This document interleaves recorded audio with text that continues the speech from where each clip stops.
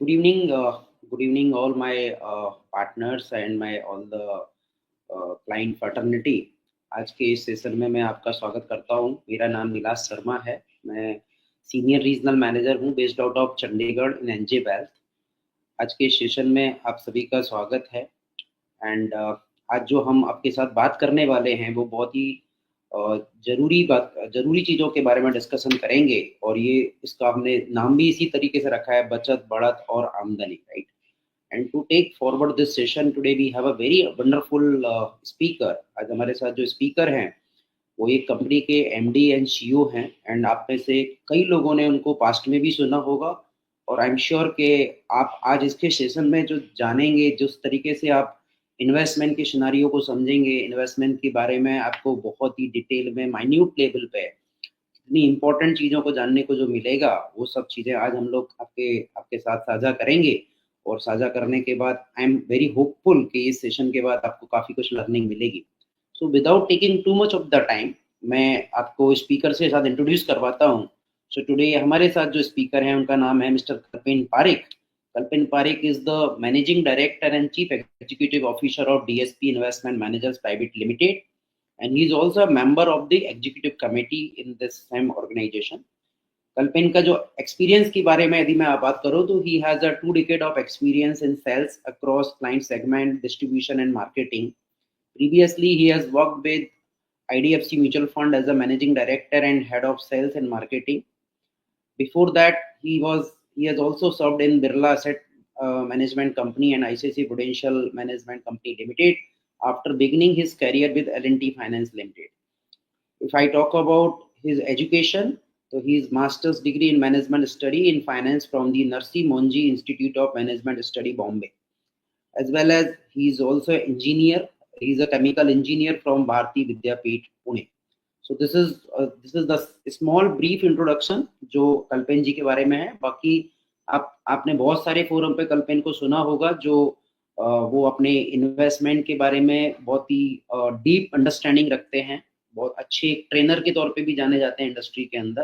काफ़ी लोगों को उन्होंने ग्रूम किया है इन दिस इंडस्ट्री। एंड काफ़ी बहुत सारे thousands of client meet session भी आपने कल्पेन जी के सुने होंगे। So without taking too much of the time, let me invite Kalpen ji on this session for the day. Kalpen sir, over to you and welcome to this DigiTalk, sir. Thank you, Nilash, and आप सबको good evening. I'm looking forward to share whatever little bit I have learned about investing, and whatever I apply. I will not tell you anything that मैं खुद नहीं करता हूँ अपने portfolios के लिए, या अपने दोस्तों को या फैमिली को मैं जिस तरह से मेरे रिकमेंडेशंस बताता हूँ वो सेम चीज़ मैं यहाँ कोशिश करूँगा आपसे शेयर करने के लिए। हमने टॉपिक रखा है बचत, बढ़त और आमदनी। और इसका रीज़न ये है कि normally day to day life में हम उल्टा करते हैं। हमारी आमदनी आती है पहले, विच इज़ आवर इनकम, फिर होता है खर्चा, और फिर होता है बचत। बढ़त के बारे में अभी धीरे धीरे पिछले कुछ सालों में लोगों ने सोचना शुरू किया है, ठीक से इन्वेस्ट करने का जरिया सीखा है। लेकिन बढ़त के बारे में आज तक किसी ने ज़्यादा, पिछले 2-3 साल को छोड़ लो तो सोचते नहीं थे हम। हमारा सिंपल फॉर्मूला ये होता था कि जो भी इनकम आती है वो ले लीजिए, वो आमदनी हुई हमारी। उसके बाद पहले खर्चे कर लो, घर के डे टू डे खर्चे हैं, किसी के शौक के हिसाब से खर्चे हैं, किसी के फोर्सफुल खर्चे होते हैं, और उसके बाद जो बचता है उसे नॉर्मली लोग फिक्स डिपॉजिट्स या कन्वेंशनल इंस्ट्रूमेंट्स में इन्वेस्ट करके छोड़ देते हैं। लेकिन तकलीफ उसमें यह है कि जो कन्वेंशनल इंस्ट्रूमेंट्स है काफ़ी हद तक ये इन्फ्लेशन को बीट नहीं कर पाते हैं। हमारे खर्चे का जो कॉस्ट है उसके वो कॉस्ट जिस रेट से ग्रो हो रहा है, हमारे सेविंग्स अगर वो रेट से ग्रो ना करे, देन हम आगे फ्यूचर में अपने आप गरीब होते जाते हैं। और इसीलिए इस इक्वेशन को टर्न करके हमने टॉपिक रखा है कि पहले ये सोचना है कि हम पैसा बचाए कैसे, खर्चा कम करके बचाए कैसे। मिनिमम एक अमाउंट हमें हर महीने सेव करना जरूरी है, डिपेंडिंग ऑन हमारे लाइफस्टाइल की नीड्स क्या है, हमारे खुद के गोल्स क्या है, हमारे एस्पिरेशंस क्या है। कुछ शॉर्ट टर्म गोल्स है, कुछ मीडियम टर्म है और कुछ लॉन्ग टर्म है। और उसको अगर हमने सही तरह से सेव किया, सही तरह से निवेश किया, तो उसमें बढ़त होने के चांसेस बहुत ज्यादा है। बीच बीच में उतार चढ़ाव आएंगे, तब आपको याद आएगा कि कल्पेन तो बढ़त की बात कर रहे थे, लेकिन 1000 में बढ़ने के लिए घटना भी बहुत जरूरी है, क्योंकि वो घटता है और बढ़ता है और फ्लक्चुएशन होता है, इसीलिए ज्यादा रिटर्न बनता है उसमें over a longer period of time. And अगर हमने एक ठीक से हमारा कॉर्पस ठीक से प्लान कर लिया अगले 10 से 15 सालों में, तो जब हम रिटायरमेंट के स्टेज पे पहुंचते हैं या जब हमारे फैमिली के और सारे गोल्स बड़े हमारे सामने आते हैं, तो ये अपने आप हमारी आमदनी या इनकम बन जाती है। तो आमदनी से शुरू करके ठीक से पैसा बचा के बढ़ा के फिर से उसको आमदनी में कन्वर्ट कैसे किया जाए, ये एक पूरा साइकिल है। और अगले कुछ मिनटों में मैं उस पर बात करूंगा। नीलाश, नेक्स्ट। अब अगर देखें हम कि जैसे मैंने बताया कि पिछले कुछ सालों में लोगों ने म्यूचुअल फंड को अपनाया है, एक सेंसिबल और रिस्पॉन्सिबल और क्रेडिबल वेहिकल को मान के लोगों ने अपने पैसे को म्यूचुअल फंड को देना शुरू किया है। और काफी सारे लोगों को इसका फायदा हुआ है। और आसपास आपने बहुत सारे एड्स देखे होंगे, बहुत सारे मैसेजेस देखे होंगे कि म्यूचुअल फंड सही है। लेकिन उसके बावजूद अगर हम देखें डेटा आज की तारीख में 150 करोड़ का देश है ये। मेरा मानना है कि 150 करोड़ में तो आप देखेंगे 136 करोड़ लोगों के पास आधार कार्ड है, 120 करोड़ इंटरनेट यूज करते हैं। मतलब हर महीना एयरटेल को या जियो को या आइडिया को लोग मंथली 100 200 500 रुपया देते हैं इंटरनेट यूज करने के लिए। 114 करोड़ लोगों के पास मोबाइल है। इसका मतलब है कि जिसके पास आज की तारीख में मोबाइल है, वो हर आदमी हमें एक्सेस कर सकता है। वो हर आदमी एनजे के पार्टनर को एक्सेस कर सकता है, बिकॉज मोबाइल पे पूरी सब इन्वेस्टमेंट की एप्स तैयार है। अगर आपको कहीं से भी, कौन से भी शहर से, कोई भी गांव से इन्वेस्ट करना हो। अगर हम देखें कि तो मेरा ये मानना था कि 150 करोड़ के देश में शायद 10 या 15 करोड़ लोग हैं जिनके पास हर महीने में कुछ ना कुछ पैसा बचता होगा, जिसके साथ उसका निवेश करके वो अपने फ्यूचर को बेहतर बना सकते हैं। लेकिन आई वॉज रॉन्ग। जब आप देखेंगे ओटीटी सब्सक्राइबर्स कितने हैं, तो 50 करोड़ लोग हैं जो हर महीना ओटीटी पे कुछ ना कुछ देखते हैं, विच इज गुड कि वो part of their lifestyle है। It also means that 50 crore people have an ability to save some money of whatever size. And then if you see food delivery platform के जो users है, जोमेटो हो या Swiggy हो, वो 28 करोड़ है। और स्टॉक मार्केट में जिन्होंने निवेश किया है, जिन्होंने डीमैट के अकाउंट खोल के डायरेक्ट स्टॉक्स खरीदे हैं, वो नंबर भी 8 करोड़ पे है। लेकिन जो म्यूचुअल फंड के इन्वेस्टर है वो 3.5 करोड़ है। ये 3.5 करोड़ लोग वो है जिन्होंने पिछले 3 से 5 से 10 सालों में फायदा उठाया है इंडिया की इकोनॉमी के ग्रोथ का। और जब जब इकोनॉमी का ग्रोथ होता है तो उस इकोनॉमी में बहुत सारी कंपनीज बड़ी बन जाती है। और जब जब ये कंपनीज बड़ी बनती है तो उनके जो शेयर होल्डर्स है, मैं और आप उसके शेयर होल्डर्स बन सकते हैं इन कंपनीज के शेयर्स डायरेक्टली खरीद के। लेकिन काफी टाइम 100 अच्छी कंपनी में सिर्फ 5 या 10 कंपनी अच्छी, 100 कंपनीज में सिर्फ 10 कंपनी अच्छी होती है। और वो 10 कंपनी क्या है, ये काम म्यूचुअल फंड का है। तो म्यूचुअल फंड पूरे शेयर मार्केट के जो एवरेज या बिलो एवरेज कंपनीज है उनको हटा के अच्छी कंपनीज का एक मिश्रण है, और एक ही पैकेट में आपको उसका एक्सेस मिलता है। और ये सब बेनिफिट होने के बावजूद सिर्फ 3.5 करोड़ लोगों ने म्यूचुअल फंड का फायदा उठाया है। जस्ट बिकॉज मैं पीएसपी का सीईओ हूं, मैं इसलिए नहीं बोलता हूँ कि म्यूचुअल फंड सही है। मेरे पर्सनल पोर्टफोलियो में 98% इन्वेस्टमेंट म्यूचुअल फंड्स में है, क्योंकि इसमें बहुत सारे बेनिफिट हैं, बहुत सारे फायदे हैं एज एन इन्वेस्टर। लेकिन अब तक सिर्फ 3.5 करोड़ लोगों ने इसका फायदा उठाया है, और हमारी उम्मीद है कि आगे चल के बहुत सारे लोग, बहुत और करोड़ों में लोग इसका फायदा उठा सके। नेक्स्ट। तो जैसे मैंने बताया कि पुराना से फॉर्मूला जो है, हमारे खर्चे में से हम, हमारे इनकम में से पहले हम खर्चा करते हैं फिर पैसा सेव करते हैं। लेकिन उस पुराने फॉर्मूला से कभी कोई अमीर बना नहीं है। अगर लाइफ में अमीर बनना है, अपने फ्यूचर को सिक्योर करना है, तो ये नया फॉर्मूला अडॉप्ट करना बहुत जरूरी है, जो पहले बोलता है कि जो भी आप कमाते हो पहले डिसाइड कीजिए कितना सेव करना है। मेरे दिमाग में एक नंबर था 98 में, जब मैंने कमाना शुरू किया था पैसा। मेरे पास दो एडवांटेज थे। एक एक समझ और सीख जो मुझे पहले दिन से मिली थी कि अगर डे वन से सेविंग करोगे तो बहुत फायदा होगा, क्योंकि मैंने म्यूचुअल फंड से या इन्वेस्टमेंट के वर्ल्ड में अपना करियर शुरू किया, तो वो सीख मुझे पहले दिन मिल गई, मुझे रुकना नहीं पड़ा। और दूसरा, एक मेरा नसीब अच्छा था कि बिकॉज मैं अपने पेरेंट्स के साथ रहता था, तो मेरे खर्चे नहीं थे इतने, और खर्चे नहीं थे तो ऑलमोस्ट 90% की जो इनकम थी वो 90% सेविंग में कन्वर्ट हो जाती थी। और वो सेविंग को भी because of working in a mutual fund on day one, एक सही तरह से इन्वेस्टमेंट के जरिए म्यूचुअल फंड, इक्विटी फंड्स में एसआईपी करके एसआईपी करके इन्वेस्टमेंट करना शुरू किया था। तो ये फॉर्मूला से बहुत फायदा मैंने खुद देखा है, और इसीलिए मैंने बताया कि 98% of my personal money, 98% of our families money in fact is in mutual funds. ये नया फॉर्मूला समझना बहुत जरूरी है, इसको अपनाना बहुत जरूरी है। आई स्ट्रांगली रिकमेंड आप सबको कि इस फॉर्मूला को, मुश्किल है थोड़ा कि पहले से एक सेविंग्स का अमाउंट डिसाइड कर लेना, फिर जो भी हो उसका मतलब है कि काफी सारे आपके खर्चे जो है वो आपको कम रखने पड़ेंगे, लेकिन ये करना बहुत जरूरी है। और हमारे जैसे देश में जहाँ पे इन्फ्लेशन बहुत ज्यादा है, और खर्चे का रन रेट, खर्चे का जो रिटर्न का रेट है वो अ, हमारे देश में 10 से 15% के बीच में। आरबीआई का एक इन्फ्लेशन आता है वो अलग है, वो सिर्फ बॉन्ड मार्केट के लिए है 5 या 6%, बट हमारी लाइफ का जो इन्फ्लेशन है, हेल्थ केयर का इन्फ्लेशन, दवाइयों का इन्फ्लेशन, होटल्स के बिल्स का इन्फ्लेशन, मूवी टिकट्स का इन्फ्लेशन, एजुकेशन का इन्फ्लेशन, किताबों का इन्फ्लेशन, ये सब इन्फ्लेशन जो है 10 से 15% के बीच में है। और इसीलिए हमें इन्वेस्ट करना बहुत जरूरी है नए फॉर्मूला से। We go to the next slide.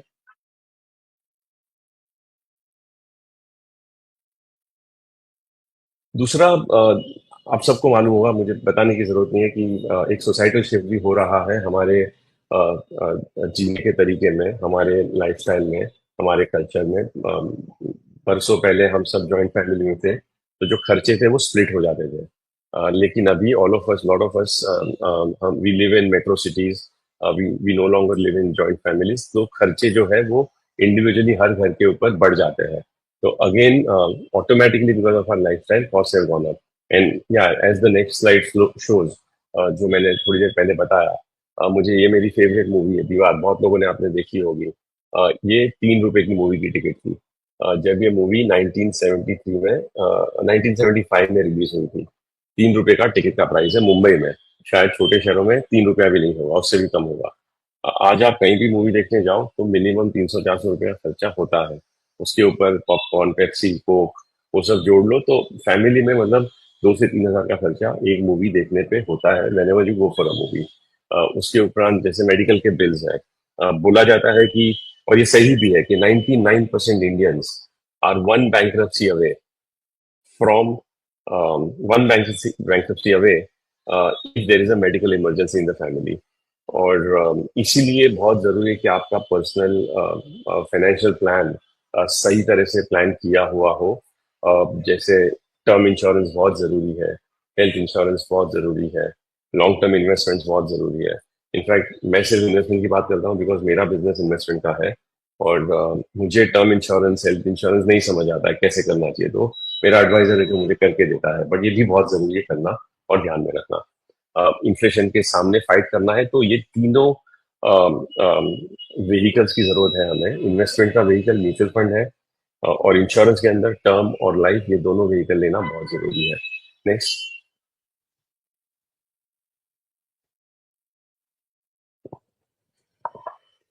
दूसरा, मोबाइल आज की तारीख में आपको रियल टाइम शॉपिंग करने में हेल्प करते हैं। पुराने दिनों में शॉपिंग करने हमें दूर जाना पड़ता था, तो एक ऑटोमेटिक बैरियर होता है। आज भी काफी time, my wife says that घर के पास जूडियो का नया स्टोर खुला है, तो let's go and shop there.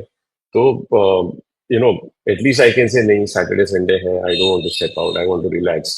But अब वो एक्सक्यूज भी रेलेवेंट नहीं है बिकॉज मोबाइल पे all these shopping experiences are available. And you know, the digital world and the world of UI UX has made spending very very easy. It has made investing also very easy. You can press 5 buttons and start investing. But the world of expenses also has become far more easier। और इसीलिए हमें ध्यान में रखना जरूरी है कि वो हम स्वाइप करने के बजाय, खर्चे को स्वाइप करने के बजाय खर्चे खर्चे को वाइप कर दे और इन्वेस्टमेंट को स्वाइप करें। नेक्स्ट। और इसीलिए जरूरी है कि एक पूरा प्लान बनाया जाए। नॉर्मली हमने देखा है 90, वी शोड यू, 3.5 करोड़ लोगों ने म्यूचुअल फंड्स और मेनली म्यूचुअल फंड्स में इन्वेस्ट किया है पिछले 3 से 5 सालों में।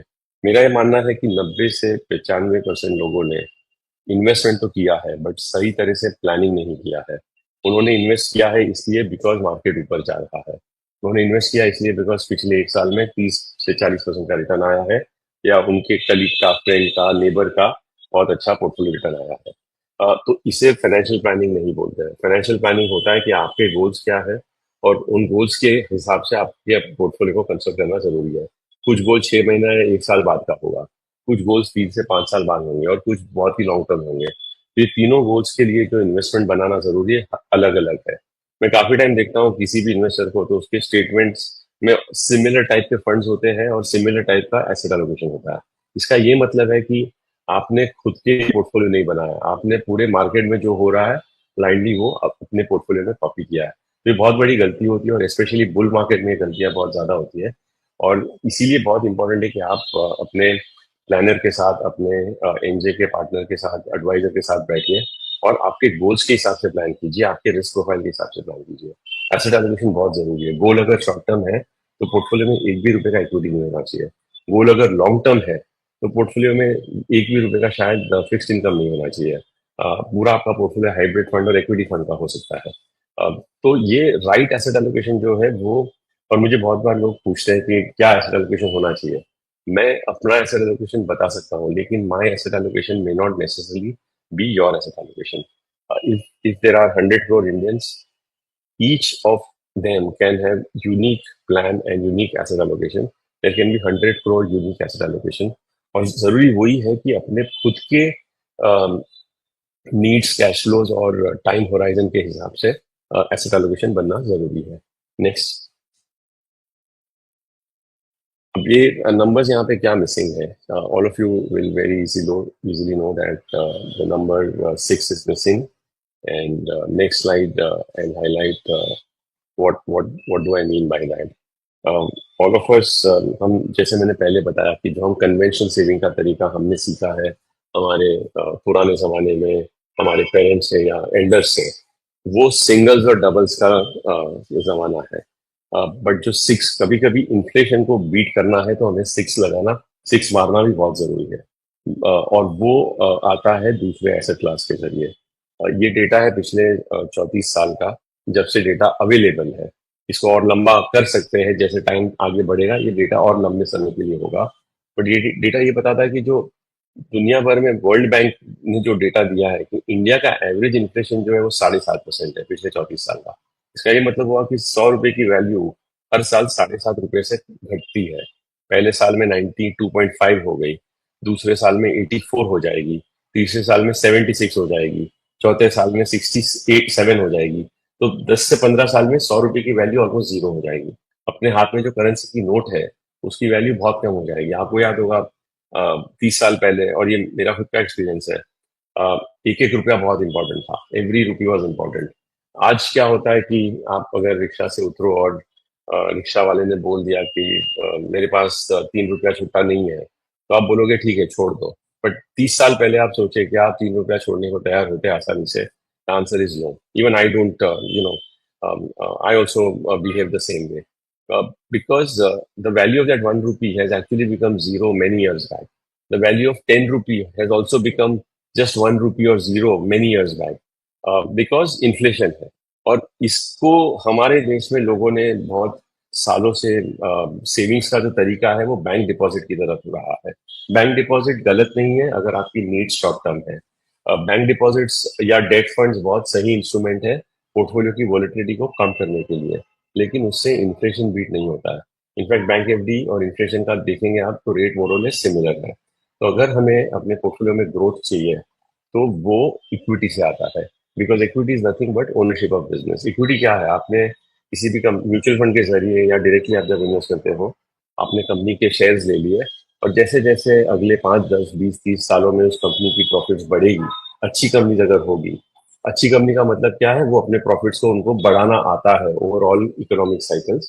और अच्छी कंपनी का दूसरा डेफिनेशन ये है कि वो अपने शेयर होल्डर्स को रिस्पेक्ट करते हैं, उनकी इंटेग्रिटी अच्छी है। वो ये मानते हैं कि हमारे कंपनी में अगर 5 लाख शेयर होल्डर्स ने पैसा लगाया है या 50 म्यूचुअल फंड ने पैसा लगाया है तो हमें इस हमारी कंपनी के प्रॉफिट्स को उनके साथ शेयर करना जरूरी है। अच्छी कंपनी का डेफिनेशन ये है कि वो प्रॉफिट्स को निकाल के अपने पर्सनल गेन्स के लिए साइफन ऑफ ना कर ले, या वो अकाउंटिंग को गलत दिखा के प्रॉफिट्स को निकाल लेते हैं, तो वो खराब कंपनीज हो गई। लेकिन अगर हम अच्छी कंपनीज देखें तो टिपिकली अच्छी कंपनीज का जो रिटर्न है लॉन्ग टर्म का, वो 15.5% है। इनफैक्ट इसी पीरियड में म्यूचुअल फंड का रिटर्न थोड़ा ज्यादा होगा। तो मेरा ये मानना है कि सिर्फ बैंक एफडी से, सिर्फ डेट से हम इन्फ्लेशन को नहीं बीट कर पाएंगे। हमें पोर्टफोलियो को मिक्स करना जरूरी है, पोर्टफोलियो में इक्विटी को ऐड करना जरूरी है। इनफैक्ट गोल्ड ने भी रीजनेबल रिटर्न दिया है, and in a way Indians have invested in gold very extensively, which is a good thing. But some of you, अगर आप नए इन्वेस्टर्स हो और आपके पास गोल्ड नहीं है, तो जब जब इक्विटी अच्छा नहीं करता है तब तब गोल्ड अच्छा करता है। तो जरूरी है हमारे पोर्टफोलियो में इक्विटी और गोल्ड का कॉम्बिनेशन हो। वो क्या रेशियो में होना चाहिए, हर आदमी का अलग रेशियो हो सकता है। I don't have an answer for that, but ये तीनों ऐसा क्लास पोर्टफोलियो में होना जरूरी है।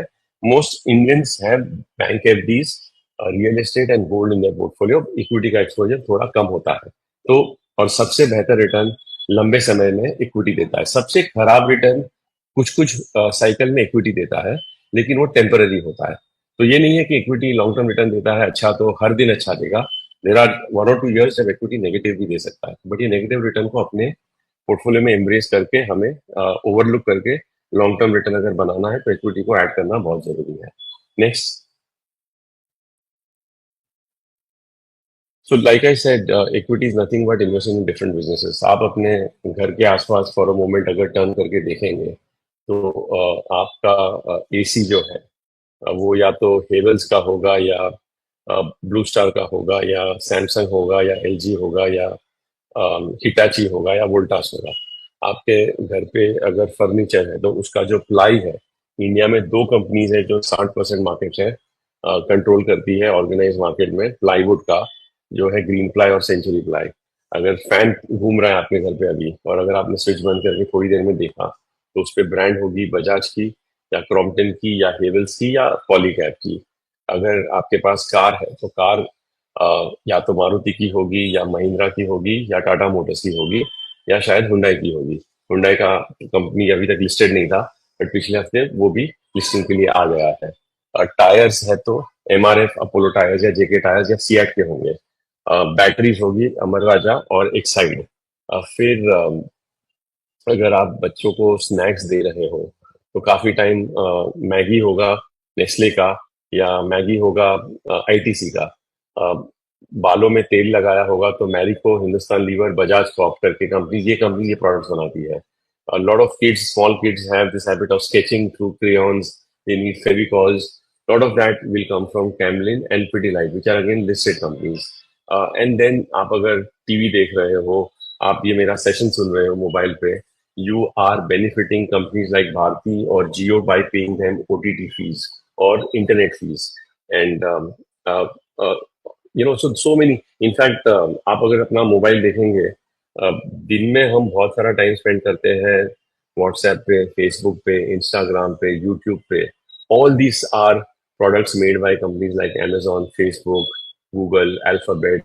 These are all global companies. So they also again are giant global companies. Now all these companies, अगर आपने एक एक शेयर इन कंपनी का खरीदा होता 10, 20, 30, 40 साल पहले, today almost all of us would have become millionaires, because these companies have created immense wealth for their shareholders, because we need these company के products every day, and these companies have good products. इनके पास pricing power है, ये हर 1, 2, 3 साल में अपने दाम बढ़ाते हैं, and we have no choice but to pay a price.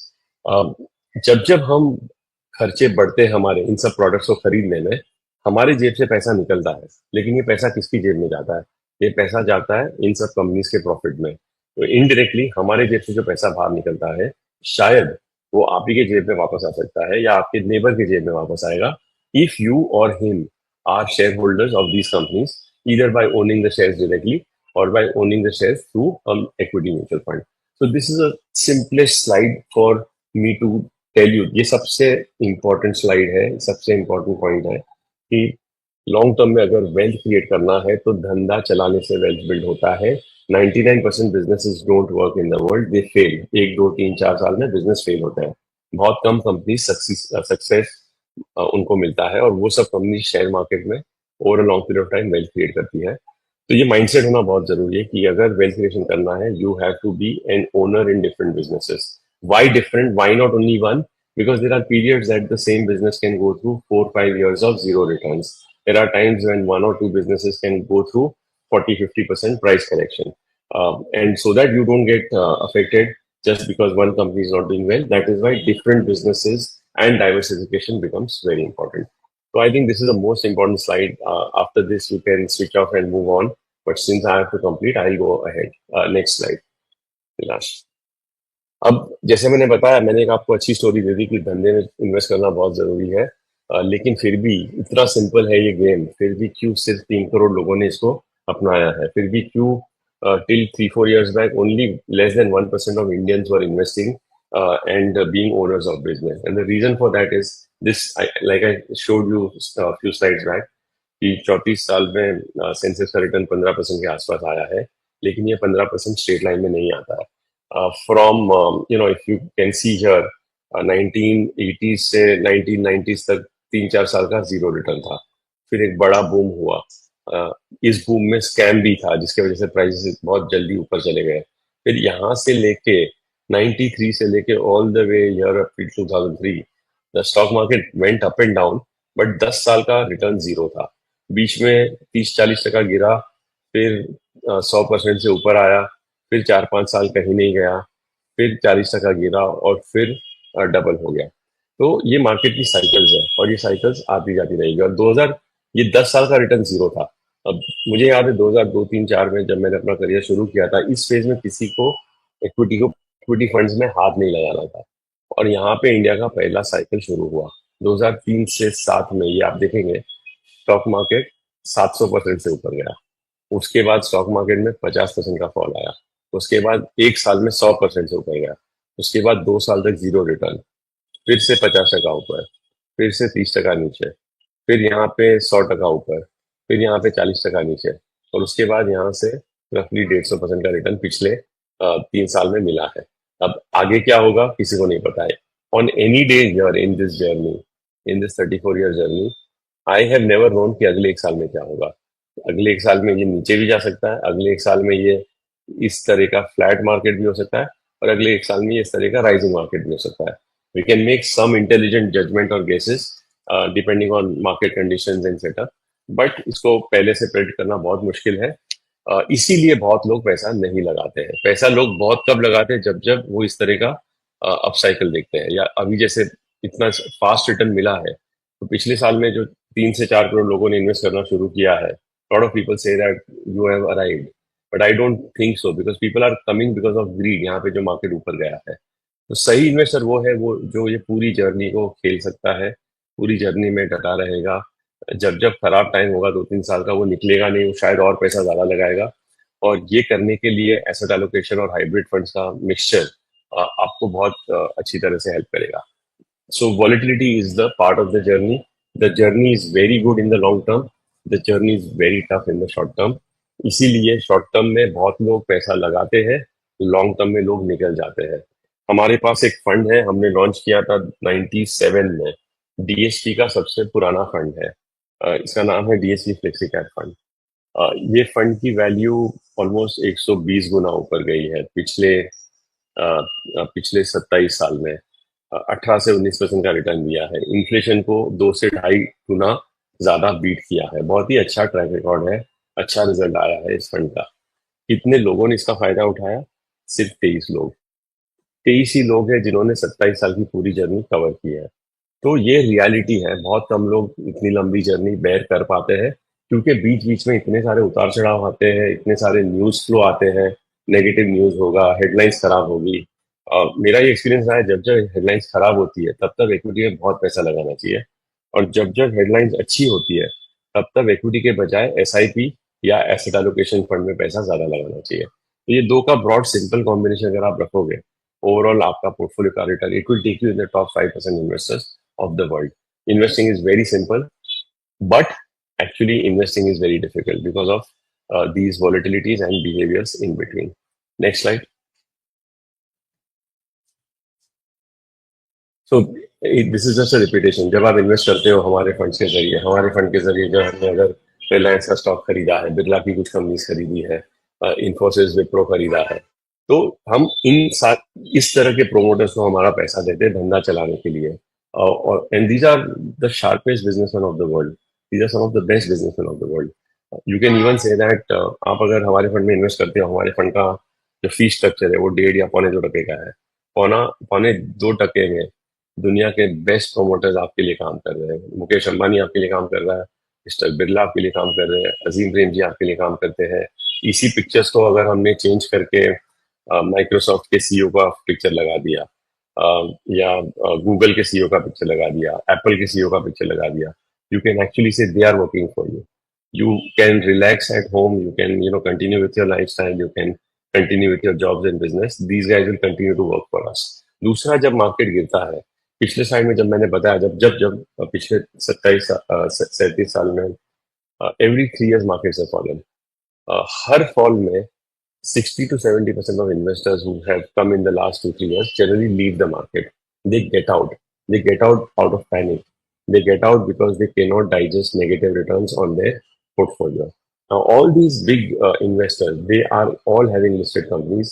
Whenever markets fall, their wealth goes down in billions. Their market cap goes down in billions. Their share prices also go down the same 20, 30, 50%.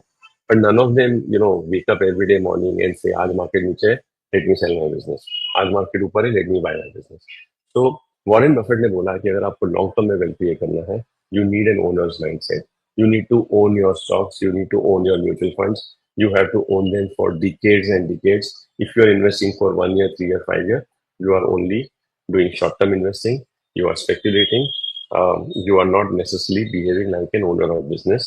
And that's why the market will not reward you. बाजार आपको तभी reward करेगा जब आप बाजार को time दोगे, जब आप एक अच्छा बिहेवियर, ओनर्स माइंडसेट का बिहेवियर डेमोन्स्ट्रेट करेंगे, तभी आपके पोर्टफोलियो को फायदा होगा। Next. So clearly, like I said, हमारे हाथ में है कि हम अपने गोल्स पे फोकस करें, ना कि जो हमारे कंट्रोल में नहीं है। हमें फ्यूचर में घर खरीदना है, वो हमारा इम्पोर्टेंट गोल है। अगर खुद की शादी है या फैमिली में किसी की शादी है, बच्चों की शादी करानी है, ये हमारा इम्पोर्टेंट गोल है। वेकेशन पे जाना है हर साल 1 बार 2 बार, इम्पोर्टेंट गोल है। बच्चों की पढ़ाई के लिए इन्वेस्ट करना है। फ्यूचर में बहुत सारे लोग आजकल अपने बच्चों को एक्सपेंसिव स्कूल्स में या फॉरेन यूनिवर्सिटीज में भेजते हैं, यहाँ पे करोड़ों का खर्चा होता है। तो ये हमारे इम्पोर्टेंट गोल्स है जिसके ऊपर हमें दिन रात ध्यान देना होता है। लेकिन काफी टाइम हमने देखा है कि इन्वेस्टर्स जो हमारे कंट्रोल में नहीं है, which is market, which is the fluctuation of the markets, उस पर ज्यादा ध्यान देते हैं लोग। तो इस इक्वेशन को अगर आपने इन्वर्ट कर दिया, होपफुली आप बेहतर इन्वेस्टर बन सकते हैं। Thanks.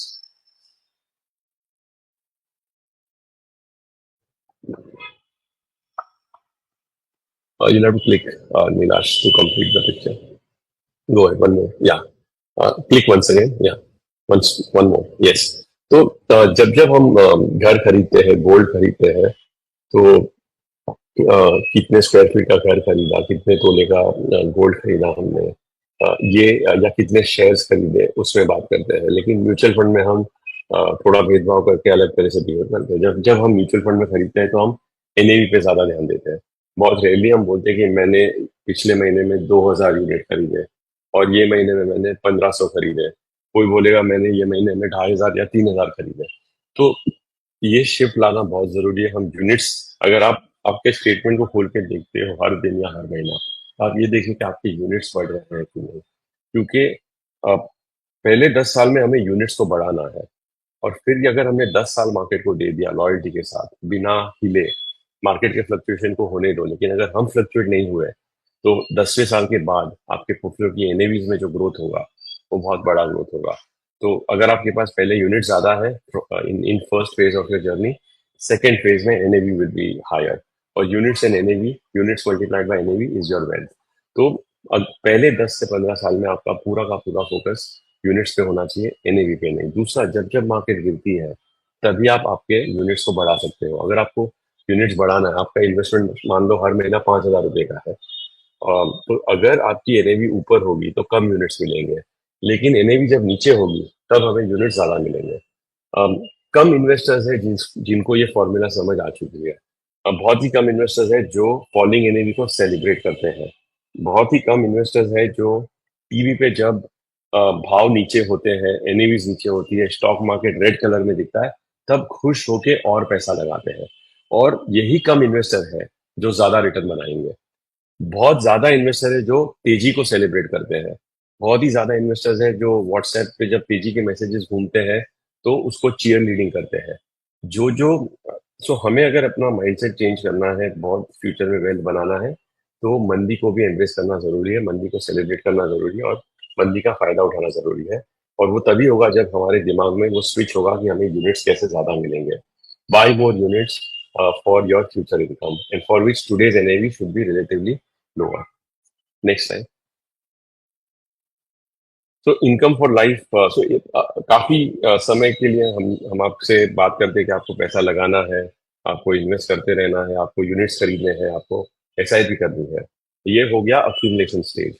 लेकिन आपको वापस भी कुछ मिलना चाहिए जब आप कुछ दे रहे हो किसी को, और you need to also get something back. In that what is back is income for life. और वो कैसे ला सकते हैं उसका अगले कुछ स्लाइड में I will give you some examples. Next.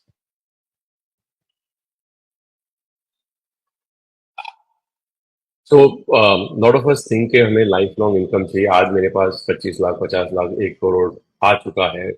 Retirement होने के बाद पेंशन फंड से इतना पैसा मिल गया। अब फ्यूचर अगर मुझे अपना सिक्योर करना है तो मैं एफडी में पैसा लगा देता हूँ, क्योंकि एफडी से मुझे हर साल 5-6% एक फिक्स्ड अमाउंट, गारंटीड अमाउंट मिल जाता है। पहले तो banks are not guaranteed, not all banks are safe.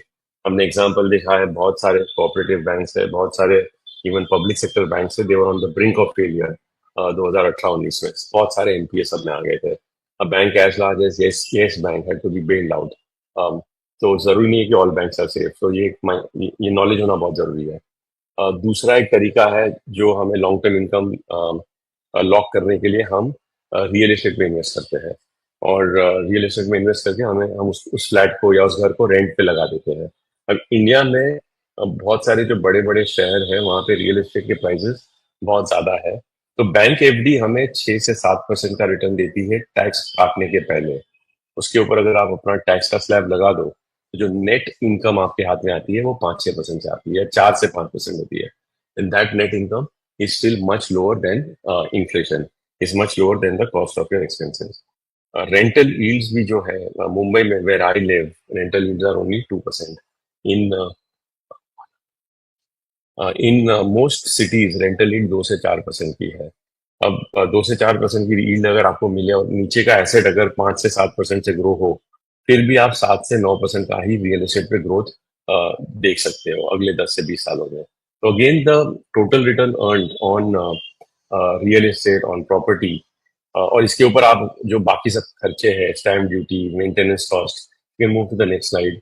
जो देख रेख का खर्चा है, मेंटेनेंस का खर्चा है, ये सब को जब आप निकालोगे तो रियल एस्टेट का भी जो नेट यील्ड बनता है टैक्स काट के, या एफडी का जो नेट यील्ड बनता है टैक्स काट के, ये दोनों का देखा गया है कि ये रिटर्न इन्फ्लेशन को फिर से बीट नहीं कर पाता है। तो I am not saying you should not have FDs, और you should not have one home of yours, और maybe one more property, but don't overexpose yourself to relatively inflation से कम रिटर्न देने वाले एसेट क्लासेस। ये knowledge होना बहुत जरूरी है। इस मैप पे हमने दिखाया है, आप कोई भी शहर से हो, आज देखोगे आप, हाईएस्ट रेंटल यील्ड जो है वो 3.35 का है कैलकाटा में, या 3.64 का है बैंगलोर में, सॉरी बड़ौदा में 4 का है। तो lot of you are in Baroda are a bit lucky.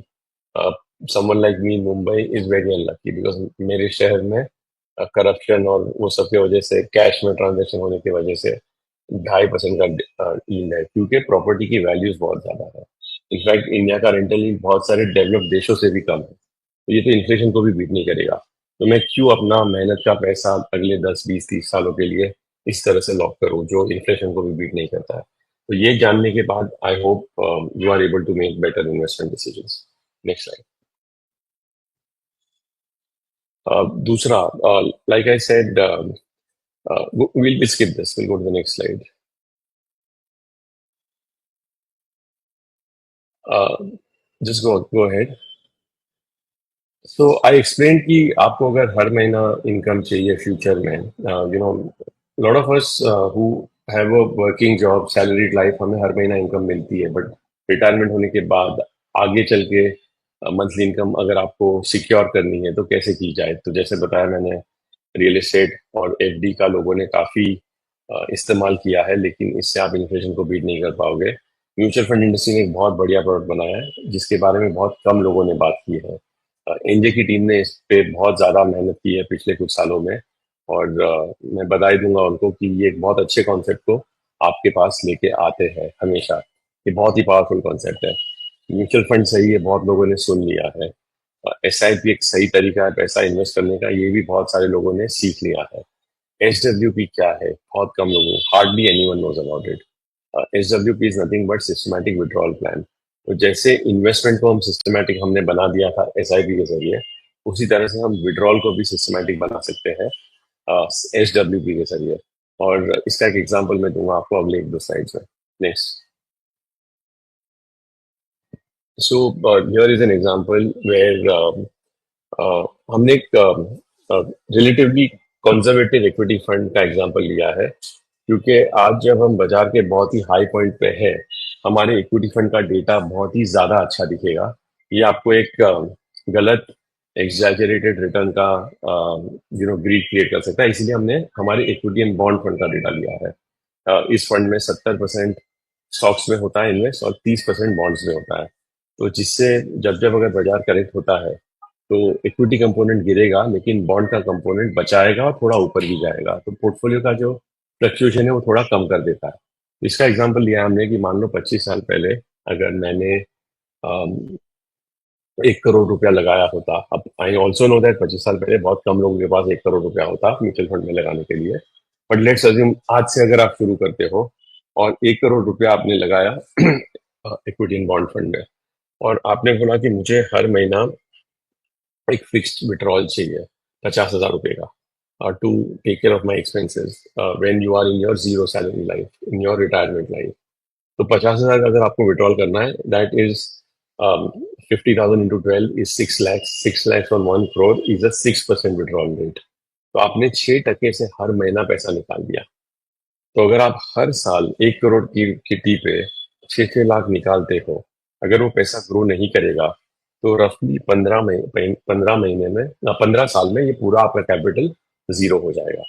लेकिन क्योंकि ये पैसा इक्विटी एंड बॉन्ड फंड में लगा है और ये पैसा एक रफली 14% के रेट पे इसका रिटर्न बना है, आप देखिए मैजिक ये क्या रिजल्ट देता है। इस तरह के इन्वेस्टमेंट में आपके 1 करोड़ पे आपको वापस जो मिला है विड्रॉल, वो है 1.5 करोड़ रुपया। हर हर महीने जब आपने 50,000 रुपया निकाला तो साल का 6 लाख निकाला, और 25 सालों के लिए जब 6 लाख रुपया निकलता है तो 1.5 करोड़ आपको वापस मिल गया। आपने 1 करोड़ लगाया, 1.5 करोड़ वापस मिल गया। उसके बावजूद आज की तारीख में आपके पोर्टफोलियो में 18 करोड़ की वैल्यू इंटैक्ट है, क्योंकि 25 साल में आपके पोर्टफोलियो ने आपके इस 1 करोड़ ने 14.76 का रिटर्न कमाया है। शायद पूरा 1 करोड़ नहीं कमाता है, पहले साल में जब 6 लाख रुपया निकल जाता है तो average 97 lakh rupees would have earn this 14%। And because of that, that 97 lakhs would have become 1 crore 10 lakh rupees. And then in the next year आप 6 लाख निकालोगे तो बाकी का अमाउंट फिर भी 14% कमाएगा। तो ये कंपाउंडिंग का मैजिक है। आपने 1 करोड़ डाला, आपने 1.5 करोड़ वापस निकाल दिया 25 साल में। Ideally, this 1 crore should have got depleted because you have withdrawn more money. In spite of that, the portfolio value is a very large 18 crore rupees. This magic is not because of this 14%. This magic is because of this time horizon of 25 years. ये 14% 1 साल 2 साल बनेगा तो कुछ फर्क नहीं पड़ेगा, पर ये 14% अगर 25 साल बना है, 14% मतलब रफली 5 साल में पैसा डबल हो रहा है। 1 करोड़ की वैल्यू 5 साल में 2 करोड़, अगले 5 साल में 4 करोड़, अगले 5 साल में 8 करोड़, उसके बाद के 5 साल में 16 करोड़, और उसके बाद के आधे साल में अराउंड 20 करोड़, और 1.5 करोड़ निकाल दिया है तो नेट वैल्यू 18 करोड़ की आ गई। That is how compounding works. I think ये बहुत ही सिंपल फॉर्मूला है, लेकिन इसमें डिफिकल्ट चीज है कि आप 25 साल कैसे इन्वेस्ट करके रहोगे, क्योंकि हर दिन आपको रोज नया इंफॉर्मेशन मिलता है, रोज नई न्यूज की टिप मिलती है, रोज नई हेडलाइन मिलती है कि आज पैसा निकाल लेना चाहिए या आज पैसा निकाल के कहीं और लगाना चाहिए।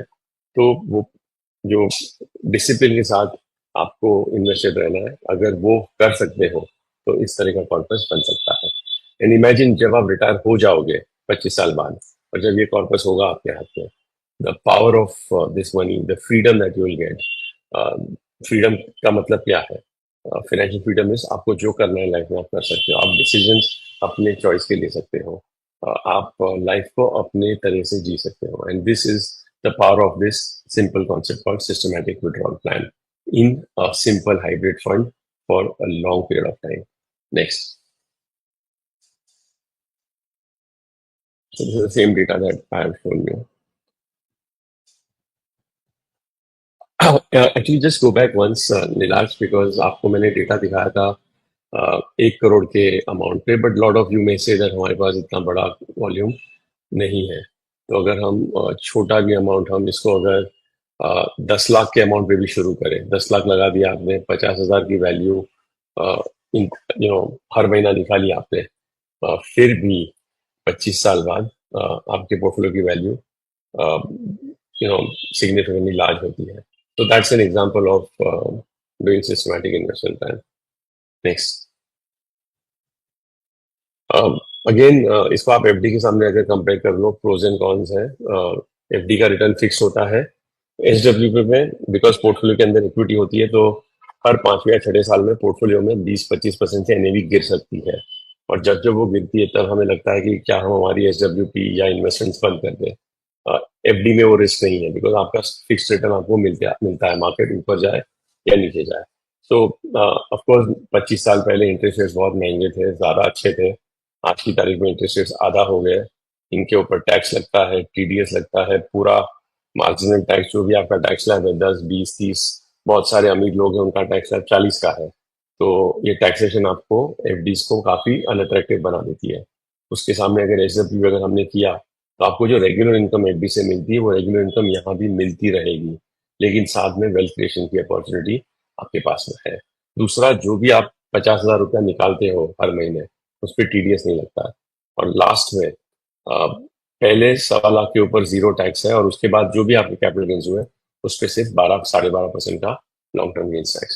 SWP has certain benefits. what is the disadvantage of SWP? Whenever markets fall, it will make you nervous. It might make you question your decision. You might want to exit. But if you are able to live through that period, SWP is a very powerful option. Next. So same challenge, like I said, in real estate, just completing that dimension. कि जब rental yields पे हम depend करते हैं तो net rate of return 2-2.5%, 3% के आसपास आता है। अगेन रेंट इज टैक्सेबल, आपकी इनकम में ऐड हो जाता है, जबकि एसडब्ल्यूपी का जो विड्रॉल है इसका टैक्सेशन काफी कम होता है। अगर आपने ठीक से इसको डिजाइन किया तो ये आपको टैक्स फ्री भी बना देता है। काफी विड्रॉल्स टैक्स फ्री हो जाते हैं up to a certain size, but rent पे टैक्स लग जाता है। रेंट कमाने के लिए जो एसेट है, उस एसेट पे हर साल या तो मेंटेनेंस का खर्चा है, कॉस्ट का खर्चा है, इंश्योरेंस का खर्चा है, ब्रोकरेज का खर्चा है, बहुत सारी मेहनत है, लिक्विडिटी नहीं है। यहाँ पे कोई खर्चा नहीं है, ना पैसे का खर्चा, ना आपकी एनर्जी का खर्चा, ना आपको इस पे ध्यान देना है, ना मेंटेनेंस की चिंता करनी है, ना स्टैंप ड्यूटी देनी है, ना घर का वेयर एंड टेयर और रिपेयर पे ध्यान देना है। All of this is not needed when you are investing in a mutual fund. Then rent में ये होता है कि many times in between the tenant, the person who's living may vacate it, and you will not get someone immediately. So there can be empty periods of returns. Again, mutual fund में एक भी दिन ऐसा नहीं होता है when you don't earn money, and that is exactly the power of compounding. And lastly, flexibility relatively कम होती है, liquidity बहुत ही poor है. Lot of you who have tried selling a house, I have tried doing it in an expensive city like Mumbai. It took me 1.5 years to sell my home at a fair price that I felt was a fair price. So these are challenges in mutual fund. In fact, just because you can take money out anytime, a lot of people take money out anytime and do not benefit from compounding. So actually, mutual fund का जो benefit है वो ही उसका एक बहुत बड़ा disadvantage हो जाता है. The liquidity, the easy liquidity actually becomes a no barrier exit for many investors. So be aware, liquidity इसमें है, जब आपको पैसा चाहिए मिल सकता है, but don't use it. If you don't need it, don't use it. Next. These are some examples. Don't believe what I say because I am a common investor. But if you look at celebrities, these are just two examples which came on Twitter. Sonam Kapoor bought a flat in Bandra for 31 crores 2015 में और 7 साल बाद 32 करोड़ में वो flat बिका. बीच में कंगना रनौत ने tweet किया था Bandra bungalow sold for 32 crore जो 2017 में 20 करोड़ में खरीदा था. तो 20 की वैल्यू 32 हुई, लेकिन 2017 का म्यूचुअल फंड का इन्वेस्टमेंट, बैलेंस फंड का इन्वेस्टमेंट 20 की वैल्यू 40 से 50 करोड़ की हो गई थी. तो ये एक चैलेंज है रियल एस्टेट में, महंगा है इसलिए इस पे ज्यादा रिटर्न नहीं बनता है. अगर रियल एस्टेट सस्ता होता then these numbers would have been different and the attractiveness of the asset class would have been different.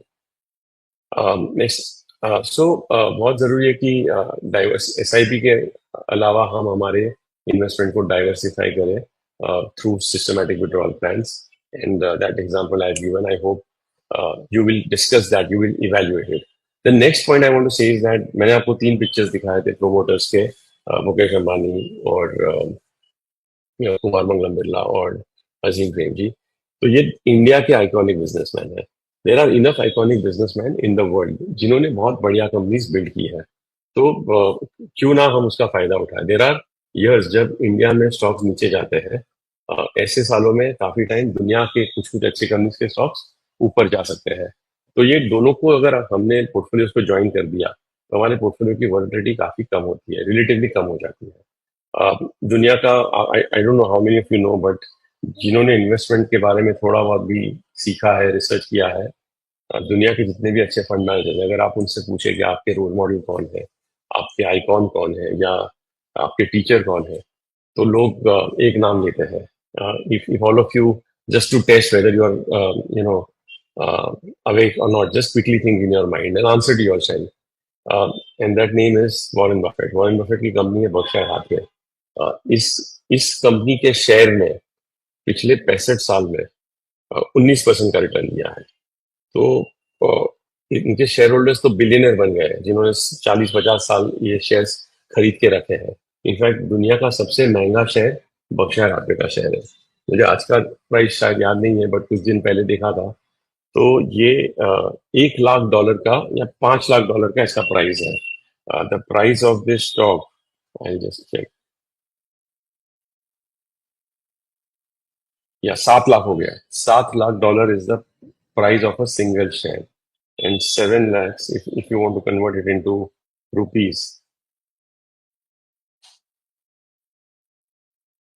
ये शायद 6 करोड़ रुपए में आपको ये एक शेयर मिलता है.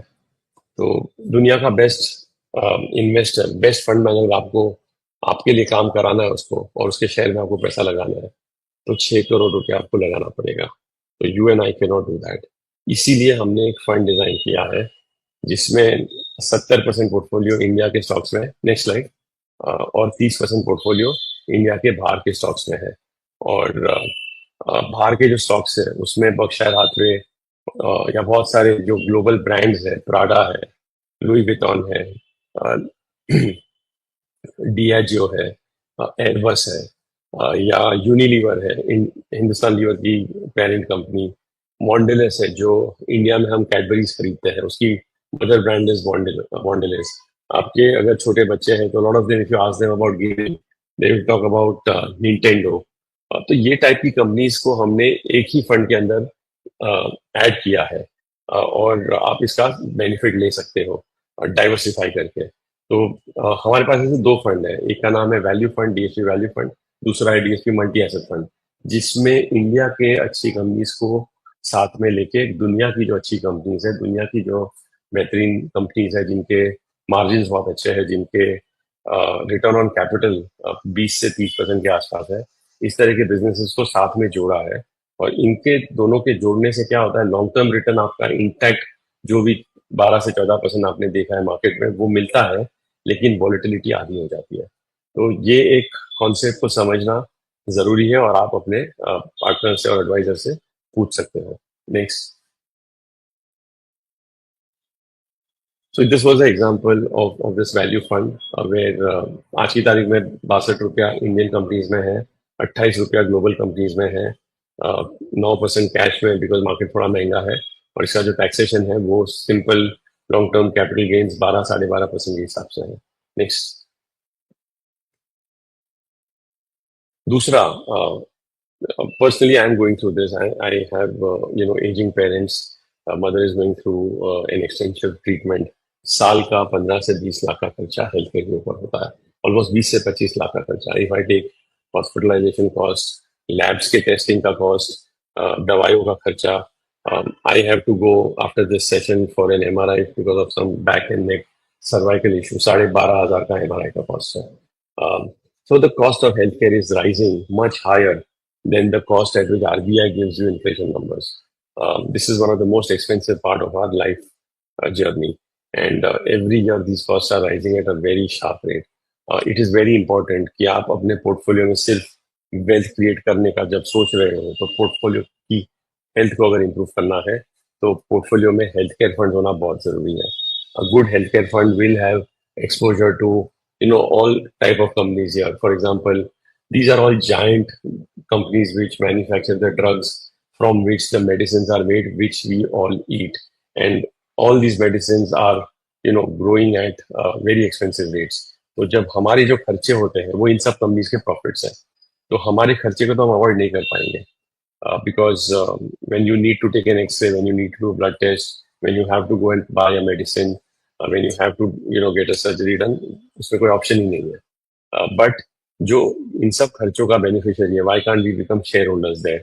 तो इसीलिए हमने एक फंड बनाया जिसका नाम है DSP health care fund, which gives exposure to these type of companies. For example, the portfolio will have companies like Sun Pharma, Cipla, Dr. Reddy, then Ipca, Apollo. Like I said, hospital costs, hospitalization bills have risen a lot. A lot of hospitals today, because they are listed, they have become profit focused.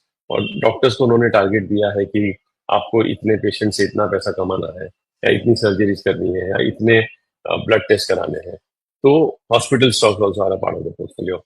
आप किसी भी hospital में जाओगे तो वहां पे robotic surgery जहां जहां होती है, दुनिया भर के जितने भी हॉस्पिटल्स है, 80% हॉस्पिटल्स की रोबोटिक सर्जरी एक कंपनी के थ्रू होती है. उस कंपनी का नाम है intuitive surgical. So this company also is a part of the portfolio. I said that insurance लेना बहुत जरूरी है. ICICI Lombard is a part of the portfolio. So everything that is a huge expense for us in terms of things related to health is a part of this portfolio. So please, study any healthcare fund. I'm not saying DSP healthcare fund, but this is a category जिसको ध्यान में रखना जरूरी है. और SIP के जरिए हर महीना आप कुछ कुछ इंस्टॉलमेंट्स इसमें डालते रहिए.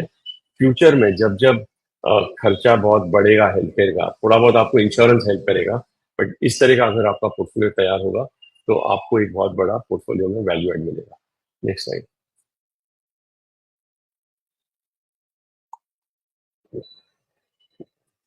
These days lot of people ask me portfolio कहाँ इन्वेस्ट करना चाहिए, लार्ज कैप होना चाहिए, मिड कैप होना चाहिए या स्मॉल कैप. तो देखिए, लार्ज मिड स्मॉल ये सब साइकिल्स हैं, और as investor it's very difficult आप अपने आप सही टाइम पे एंटर या एग्जिट कर पाओगे. Most of us are not able to do it.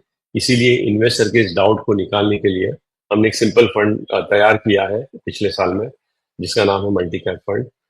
ये ऑलमोस्ट इक्वल परसेंटेज में लार्ज मिड और स्मॉल में पैसा लगाता है. जब जब हमें लगता है कि किसी एक सेगमेंट में अच्छे स्टॉक ज्यादा मिल रहे हैं, या अपॉर्चुनिटी ज्यादा है, या वैल्यूएशन में सस्ता है, या आज की तारीख में तो सस्ता कुछ भी नहीं है बट रिलेटिवली रीजनेबल है, तो वहां पे थोड़ा टिल्ट बढ़ जाता है. जैसे यहाँ पे आप देखेंगे स्मॉल कैप में 43% का टिल्ट है, और लार्ज और मिड इक्वल है, रफली 4% कैश है. तो ये diversified portfolio across market caps. ये पोर्टफोलियो डाइवर्सिफाइड है. It will have companies which have growth, it will have some companies which are cheap on valuations, it will buy some companies which today don't look good. आज companies profit नहीं बना रही है, but companies में management change हुआ है, नया talent आया है, टर्न अराउंड हो रहा है. तो such companies small part of the portfolio will capture. It will also have long term compounders जो आप 10-20-30 साल डाल के बोल सकते हो. तो अगर आप बोले कि एक सिंगल फंड में मुझे इन्वेस्ट करना है for the next 10-20 years, this is one of the idea that you can think about. Next. A lot of investors these days also want to think about passive funds कि मुझे Nifty में डालना है या कोई भी पैसिव फंड में लगाना है। तो उसके लिए हमने एक बहुत ही सिंपल आइडिया डिजाइन किया। सिर्फ 10 स्टॉक, इंडिया के जो सबसे बड़े 10 स्टॉक है, 10-10% के रेट पे हर स्टॉक को हमने 10% दे दिया। तो इसमें एक डाइवर्सिफाइड इंडिया के जो मार्केट लीडर्स है, मेगा कैप्स है, मेगा लीडर्स है, उसका पूरा पोर्टफोलियो यहाँ बन जाता है। पिछले 5 साल में these 10 stocks have given decent returns. पिछले एक साल में इन 10 स्टॉक ने 17% का रिटर्न दिया है, लेकिन rest of the market has gone up much more. It also shows these are more attractive today. So someone who wants to, tactically have a passive fund, index fund in the portfolio, this top 10 equal weight fund, 10% in each of the stock, आपके लिए शायद useful होगा. You can talk to your advisors. Next. Next. इस तरह के fund का दूसरा advantage ये है कि बहुत सारे इन्वेस्टर्स के पास ये जो सिंपल बेसिक स्टॉक्स है, HDFC bank, ICICI bank, Infosys, Reliance, अब जब भी इन इस ये सब स्टॉक्स अपने पोर्टफोलियो में रखते हो, इनके ऊपर जो डिविडेंड आपको मिलता है उसके ऊपर फिर से पूरा मार्जिनल टैक्स आपको भरना पड़ता है। लेकिन अगर हम ये 10 स्टॉक हमारे फंड में खरीदते हैं तो इसके ऊपर जो हमें डिविडेंड लगता है इसके ऊपर जीरो टैक्स होता है। दूसरा, बाई चांस अगर आपने 1 साल 2 साल बाद एक स्टॉक थोड़ा बेच दिया और कोई और स्टॉक खरीद लिया, इसको रीबैलेंसिंग बोलते हैं। जब जब आप स्टॉक बेचोगे उसके ऊपर 12.5% का टैक्स लगता है। जब जब हम स्टॉक्स को ऊपर नीचे करते हैं पोर्टफोलियो में, उसके ऊपर कोई भी टैक्स नहीं लगता। That is again another advantage why instead of owning some of these stocks directly, it is better to own it through this top 10 equal weighted index fund. Next. Last idea, like I said, long term में equity में अच्छा return बनता है। At the same time short term में equity बहुत बार 50% से NAV गिरी है, 30% से एनएवी गिरी है, 10% से एनएवी गिरी है। आगे चल के भी ये होगा। जरूरी नहीं है कि हर साल पॉजिटिव रिटर्न बने। हर दूसरे साल मार्केट गिरता है, बट पहले से बता के नहीं गिरता है। It is very difficult to time this corrections. तो अगर आपको इन करेक्शन से डर लगता है, आपको अगर लगता है कि मुझे ये इतना ज्यादा टेंशन नहीं चाहिए मार्केट का, ऑलरेडी धंधे का टेंशन है, फैमिली का टेंशन है, जॉब में टेंशन होता है, तो इन्वेस्टमेंट में मुझे टेंशन नहीं चाहिए, then a fund like this is very useful. इसमें 35 से 40 रुपया इंडियन स्टॉक्स में है, इसमें 20 रुपया ग्लोबल स्टॉक्स में है, 20 रुपया डेट या सेफ बॉन्ड्स में है, और 20 रुपया गोल्ड और सिल्वर में आज की तारीख में। ये हमने एक ब्रॉड रेंज दी है कि इस फंड में हम किस तरह से पैसा इन्वेस्ट कर सकते हैं। But this again is a very reasonably less volatile equity fund in today's environment for those of you who don't want too much of fluctuation in your portfolio. So just to give data to support that, पिछले 25 साल में अगर इस तरह का fund आपने लिया होता तो पिछले 25 सालों में इक्विटी का रिटर्न निफ्टी का 12.8 आया है with the fluctuation of 22. 22 is the unit of volatility. This type of a fund which would have invested 40% in Indian equities, 20 in gold, 20 in global stocks, 20 in bonds, would have earned, very close return. Instead of 12.8, थोड़ा कम कमाया है, 12.2 का है, लेकिन fluctuation जो है वो almost आधी हो गई। The standard deviation has dropped from 22 to 12. A lot of you may be having money in gold, for example. Gold का long term return 11% का है, with 17% fluctuation again. But if you, instead of that, move all this money into a multi-asset fund like this, marginally the return has improved. Meaningfully, the fluctuations have come down. So this is a very interesting category. अभी भी बहुत कम लोगों ने इस category को समझा है और इसके फायदे को अपने पोर्टफोलियो में यूज किया है। तो इट्स समथिंग दैट आपको सीखना चाहिए, समझना चाहिए और एक बार इवैल्यूएट करना चाहिए। नेक्स्ट।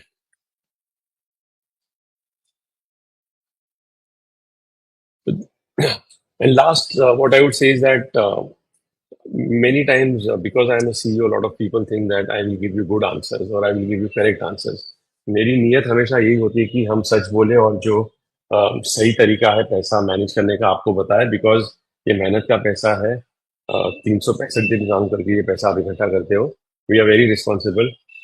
हमें डर लगता है काफी टाइम एडवाइस देने में, बिकॉज बाजार में उतार चढ़ाव आएंगे और जाएंगे। आपका रिस्क एपेटाइट मुझे नहीं पता है, आपके नेबर का रिस्क एपेटाइट मुझे नहीं पता है। मैं आपको एडवाइस देता हूँ मेरे रिस्क एपेटाइट के हिसाब से, इससे शायद आपको फायदा ना हो। तो आपका पर्सनल पोर्टफोलियो अगर आपको बनाना है तो उसके लिए आपका एक पैसे का कोच होना जरूरी है. Money coach is very important. Who is your distributor, who is your advisor? He can help you decide what are the 3 funds that you need in your portfolio. What is the mixture that you need in your portfolio? What is the ratio in which you should mix it? When should you do an SIP? When should you do an SWP? Whether you should do the multi-cap fund of DSP or multi-asset fund of DSP, or not these two, but maybe a value fund of DSP, or maybe none of DSP but something else. This correct advice will come to you only when you have a good advisor. Movies में आपने देखा होगा, बहुत ही beautifully दिखाया है कि कैसे adviser बहुत ही इंपॉर्टेंट रोल प्ले करता है गेम्स जीतने में या लाइफ के डिसीजंस में, सही डिसीजन लेने में. उसी तरह से I will say that don't go by the fact that I only one slide to convey this, but adviser का रोल सबसे इंपॉर्टेंट है. हम आपको एक ब्रॉड गाइडेंस दे सकते हैं, लेकिन एडवाइजर ये ब्रॉड गाइडेंस को आपके पर्सनल पोर्टफोलियो को बनाने में हेल्प कर सकता है. I think with that I conclude my session. Thank you very much. और बहुत ही मेहनत से आप जो पैसा कमाते हैं इसको ठीक तरह से इन्वेस्ट करना जरूरी है, डिसिप्लिन से इन्वेस्ट करना जरूरी है. मार्केट्स पिछले 1-2 सालों में बहुत ऊपर तेजी से चला है, तो पिछले 2-3 साल के रिटर्न को आप एक्स्ट्रापोलेट मत कीजिए. लॉन्ग टर्म 12 से 14% का जो रिटर्न है वो अगर हमें मिल जाए तो बहुत अच्छी बात है. फ्लक्चुएशंस को कम रखना है, उससे बचना है, तो एसेट एलोकेशन, मल्टी एसेट, इस तरह की स्ट्रेटेजीज आपको काम आएगी. Thank you very much. Thank you very much sir.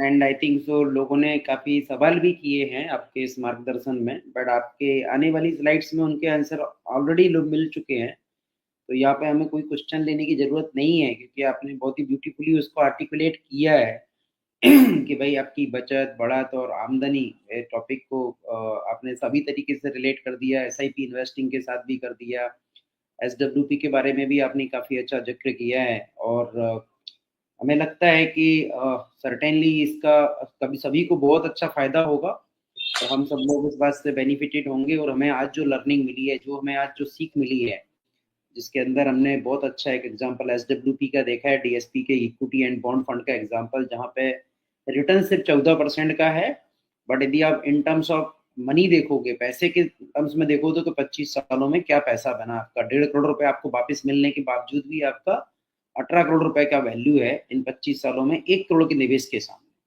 तो ये एक अपने आप में आपको समझने वाला पॉइंट है. और सर ने बहुत अच्छे से ये बात भी बोली कि 14% रिटर्न आपको 1 साल या 2 साल में मिलेगा ना, उससे आपकी लाइफ नहीं बदलेगी.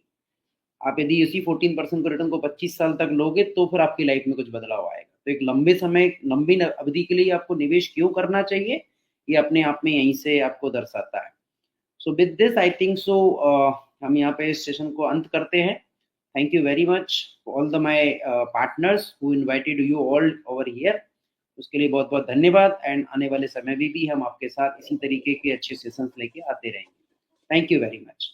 With this, we end over here. Thank you, Kalpen sir, for this wonderful session.